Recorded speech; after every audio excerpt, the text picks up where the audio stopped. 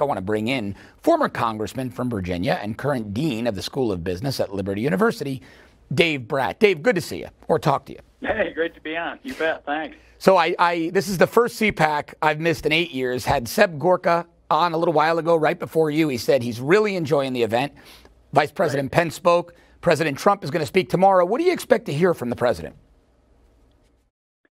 Yeah, well, I think just a reaffirmation of everything you were just talking about with respect to foreign policy and walking away from a deal if it's not the right deal. And I think the rest of the world is respecting us because they're saying we mean business now. And then in addition, just what C-PAC is emphasizing across the horn, and we're down at Liberty University showcasing our university, and we have a satellite C-PAC going on here. We just had Sean Spicer on, and Matt Bevins and the vice president called out Liberty today, but everybody's referencing just the first principles that made this country great, and they're all under attack, right? I mean, the students out in the crowd, when you talk about the First Amendment, it's freedom of speech on campus, religious freedom, free markets, the Second Amendment, et cetera.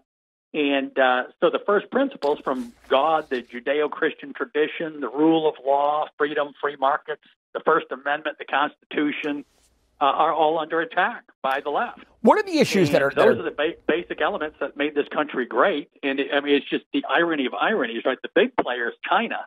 Yes. And it's ironic, they're moving toward free market, 10, 20 years ago, and they're growing at 10% a few years back. And at the same time, and that's a communist regime, moving toward free market and growing. And then the United States of America, the greatest country on earth, is moving towards socialism and had 1% growth a few years back. Why is that happening? Because the first principles are under attack. And so we're all encouraging the students to take a look, right? Who is supporting these fundamental principles that made the country great, and who's attacking them? And it matters. And we need to study it, and then you need to take action to get the country back on track. I would assume that students at Liberty are being instructed to keep a very close eye on Venezuela, how a country that went from being one of the wealthiest in the Southern Hemisphere is a country today where people are rummaging through garbage trucks for their next meal. I mean, if that's not a case study in what socialism is really about, I don't know what is. No, that's right. They had a comparable GDP per capita to the U.S. 100 years back, and then from then on, right, they had the potential, made the wrong choices. We made the right choices. But now we're getting on track. And unfortunately, K-12 education is kind of neutral on this. They don't really teach about markets or the price system at all. And most of higher ed is antagonistic to business and thinks business is morally bad. And what a depressing way to train in the next generation, right? Every waking hour virtually you spend at work, right? I mean, 8 a.m. in the morning till 6 or whatever.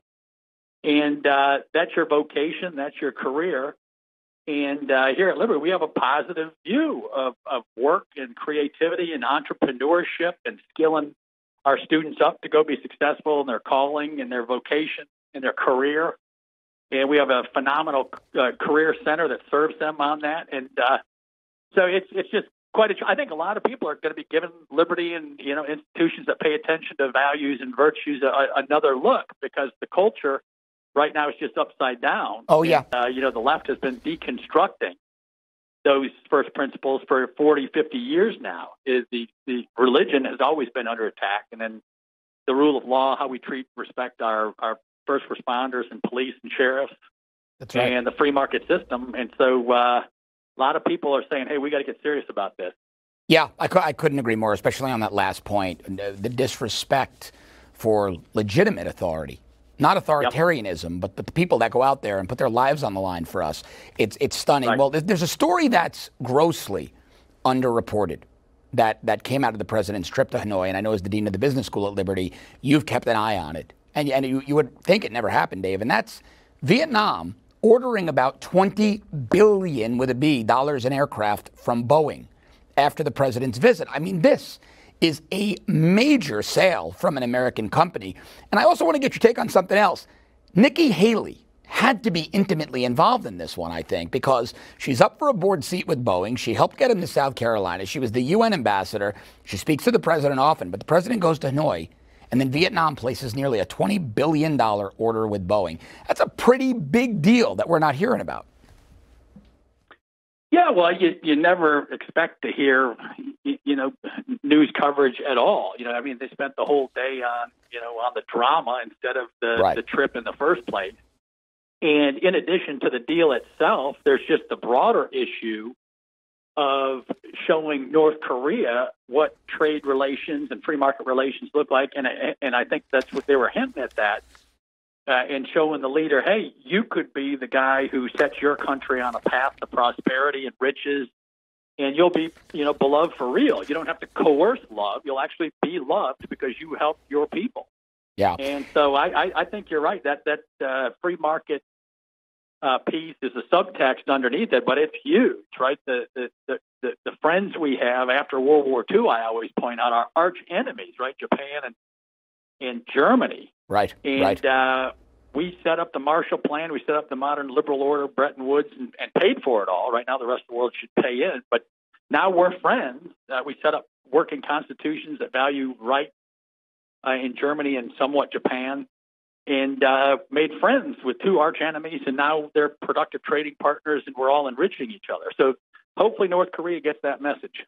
All right, Dave, I got to ask you one thing before you go. And I followed your career when you first ran. And in 2014, I was one of the few people on my radio show that felt you were going to win. But you might have been a couple of years ahead of your time. You were a populist candidate. You were a conservative candidate. You were somebody that was an outsider who wanted to break up the swamp in D.C. So now that time has come. 63 million Americans voted for it.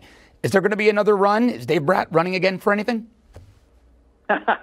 I'm gonna always run at first principles, so that much I'll promise you. But it's funny that the media calls you all sorts of names, right wingers or this kind of stuff, nonsense. And I'm fairly uncontroversial, right? I like James Madison and Adam Smith and Enlightenment figures, and they're basically classical liberals. And so everyone says I was ahead of my time or whatever. I'm not ahead of any time. I followed the greatest figures in political theory and economic theory, and you copy the smart people, and you try to replicate what they did for the welfare of the people of the United States. And so, if that's considered new, that shows you how far off we are right now. That's a good point. The point, and you're right. I was a threat to the establishment on all sides because everyone loves free markets except when it comes to them, and so that's the interesting piece. All right, former Congressman Dave Brat, now Dean of Liberty University School of Business, live from C-PAC. Dave, thanks so much. Hey, God bless you, Brat. Thank you. God bless. You just watched Newsmax TV, America's fastest growing news channel. Newsmax TV is now available for free on your smartphone. Just go to your iPhone or Android store and download the free Newsmax TV app. Then you can watch free TV news with an American spin anytime, anywhere in the world. Newsmax TV, real news for real people.